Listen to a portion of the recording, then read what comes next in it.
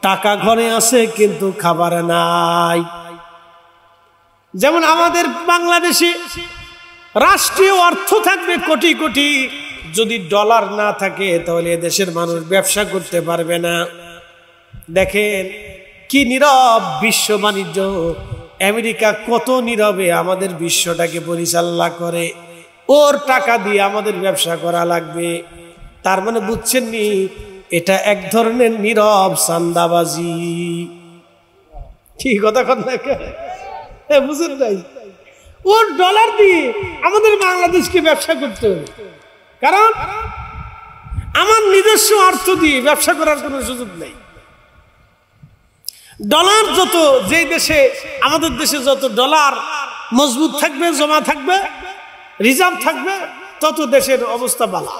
তার মানে হেড টাকা আমার দেশে আইনে তারে কিছু কিছু টাকা তারে দেওয়া, এটা সিস্টেম। তারা টাকা দিয়ে টাকার ব্যবসা করে। তো খুব মনোযোগ দেন, মদিনাতে সবার টাকা আছে কিন্তু ঘরে খাবার নাই। তা আমাদের এরকম যদি আমেরিকা ধরেন আমাদের ডলার বন্ধ করে দিল, তা আমাদের সবার টাকা আছে কিন্তু ব্যবসা বাণিজ্য বন্ধ হয়ে যাবে, পৃথিবীর সাথে যোগাযোগ, কমিউনিকেশন আমাদের নষ্ট হয়ে যাবে, তখন ব্যবসা কমে যাবে, মানে একবারে সীমিত হয়ে আসবে। দেখছেন নি ওরা দুনিয়া কিভাবে কন্ট্রোল করে, মাথা খুব মারাত্মক। চাঁদাবাজিতে ওরা ফার্স্ট, হ্যাঁ চাঁদাবাজিতে খুব মারাত্মক ফার্স্ট। ভালো করে শোনা যাবেন, মদিনাতে দুর্ভিক্ষ, কথা ঠিক আছে না? অনেক ব্যস্ত, বিরাট ব্যস্ত, এই ব্যস্ত সেই ব্যস্ত। পরে খুতবা যখন শুরু হয় তখন দৌড়ায় দৌড়ায় নামাজে যায়, আবার যখন সালাম ফিরা তখন যত তাড়াতাড়ি সম্ভব মসজিদ থেকে বের হয়ে পালা, দোয়াও করে না। শোনেন, জুমার দিনে দোয়া করবেন, দোয়া না করে আসবেন না। প্রত্যেক নামাজের পরে একটা দোয়া করবেন, এটা আল্লাহ বাধ্যতামূলক করে দিয়েছেন। ওয়াকাদা রব্বুকা, আল্লাহ বলছেন তো আমি আর রবের পক্ষ থেকে তোমাদের জন্য বাধ্যতা করে দিলাম। প্রথম নম্বর আল্লাহ বলছেন ইল্লা ইয়াহু ওয়াবিল, আমি আল্লাহ ছাড়া আন তা'বুদু, ওয়াকাদা রব্বুকা আল্লা তা'বুদু, আল্লাহ তা'বুদু ইল্লা ইয়াহু, আমি আল্লাহ ছাড়া আর কারো ইবাদত করবে না। অবিল ওয়ালিদাইনি ইহসানা, পিতামাতার সাথে সুন্দর আচরণ করবে। দুইটা জিনিস আল্লাহ বাধ্যতা করে দিলেন। এরপরে লাস্টে আল্লাহ বাধ্যতা করলেন অকুর রব্বির হামহুমা কামা রাব্বায়ানি সগীরা, আমি তোমাদের জন্য বাধ্যতা করে দিলাম তোমাদের মৃত পিতামাতার জন্য তোমরা এইভাবে দোয়া করো যেইভাবে আমি শিখিয়ে দিলাম। রব্বির হামহুমা কামা রাব্বায়ানি সগীরা, এজন্য যেই পিতামাতার সন্তান বাবা মা মারা গেছে, সেই সন্তান যদি এই দোয়া না পড়ে বাবা মার জন্য দোয়া না করে, তাহলে ওই পিতামাতার হক আদায় হবে না, সে নাফরমান সন্তান।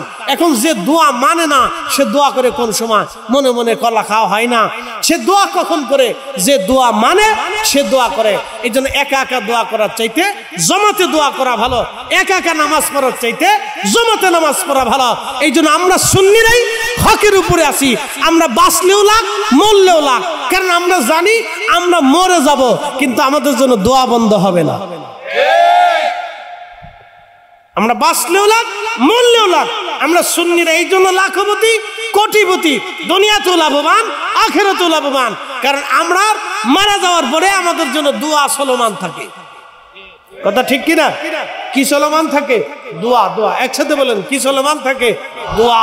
সন্তানে দোয়া করে, নাতিপুতি করে, আত্মীয় স্বজনরা করে, মাদ্রাসা থেকে করে, পীর বা শেখরা করে, সিলসিলা থেকে করে, তরিকা থেকে দোয়া চলে। দোয়া সবসময় চলতে থাকে। কোরআন খতম দিয়া, নফল নামাজ পড়িয়া, ফাতিহা পড়িয়া, বাড়িতে মিলাদ পড়িয়া, জিকির কইরা, দুরুদ পড়িয়া আমরা দোয়া চলমান থাকে। আর ওরা খালি কয় বেদাত বেদাত বেদাত বেদাত, বন্ধ করো বন্ধ করো বন্ধ করো। ও 14 গোষ্ঠীর কপাল পোড়া, ওর বাপের কপাল পোড়া, ওর মার কপাল পোড়া, ওর দাদার কপাল পোড়া, ওর নানার কপাল পোড়া। হে দাদা দাদি চিন্তা করে এই অজাতা আজাব দুনিয়াত রাইখা আইসা আমরা আমাদের আখিরাতকে নষ্ট করছি। এই অজাতের গোষ্ঠী আমরা যেন দোয়া করে না। কথা কন না, ঠিক কিনা? এই যে বাংলা কথা, বাকি ঝুঁকি কিনে কিছু নাই।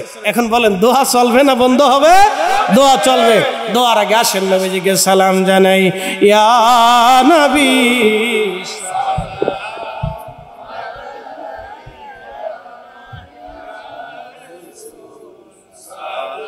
বলেন, রসুল আসে না? নাই, আসে। নবী এখনো আসে, আগামীতেও আসবে। রসুল এখনো আসে, আগামীতেও রসুল আসবে। সহিহ বুখারী হাদিস থেকে বোঝা যায় কিয়ামত পর্যন্ত নবী উম্মতের মাঝে আসবে। স্বপ্নে আসবে, বাস্তবে আসবে, রসুল দেখা যায়, রসুলের সাথে কথা বলা যায়। ফাকাদ রাআল হক, সত্যই আমি আসবো, মিথ্যা না, আমি বাস্তবে আসবো। প্রিয় নবীজি তশরিফ আনার পরে স্বপ্নে দেখে সুলতান মাহমুদ গজনবী রহমতুল্লাহ আলাইহি নবীজির কদমে চুমা দিলেন, হাতে চুমা দিয়ে বললেন, ইয়া রাসূলুল্লাহ, নালায়েকের ঘরে রাহমাতুল নবী তশরিফ এনেছেন, গোলামের ঘরে দেখেন একটা গাজনী সাম্রাজ্যের সুলতান রসুলকে বলতেছেন, আমি আপনার গোলাম, ইয়া রাসূলুল্লাহ। গোলামের ঘরে মনিব আসছে। নবীজি বললেন, সুলতান মাহমুদ গজনবী, তুমি কালকে আজকে রাত্রিবেলা এক তলাবাকে স্বর্ণের প্রদীপ দিয়ে তুমি সম্মান করেছিলা। এ সুলতান, তুমি তাকে সম্মান করো নাই, মূলত তুমি আমাকেই সম্মান করেছো। আস্তে হয়ে গেল না? জোরে বলেন। আপনাদের টাকা কি নষ্ট হয়েছে? নষ্ট হয়নি, 1 টাকাও নষ্ট হয়নি, 1 টাকাও নষ্ট হয়নি। এই যে বসে আছেন, এটাও নষ্ট হয়নি। এই সময়টা কিয়ামতের ময়দানে কথা বলতে, আর এইখানে যে অর্থ ব্যয় করছেন, এই অর্থটাও কিয়ামতের ময়দানে কথা বলতে। এখানে আপনার রিজিক থেকে যে অংশটা বরাদ্দ করেছেন, এটাও কিয়ামতের ময়দানে আল্লাহর সাথে কথা বলবে।